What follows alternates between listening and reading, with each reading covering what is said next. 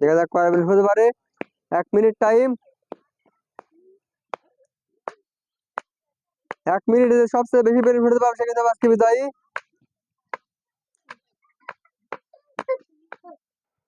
একটা। দেখা যাক কয়টা বেলুন ফেলতে পারে 1 মিনিট টাইমের মধ্যে। 22 সেকেন্ড। 27 সেকেন্ড।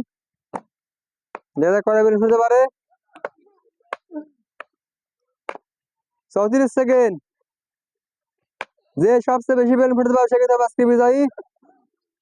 আর তার থাকবে আকর্ষণীয় পুরস্কার। 43 সেকেন্ড। 2টা। 52 সেকেন্ড। 57 সেকেন্ড। 58 সেকেন্ড।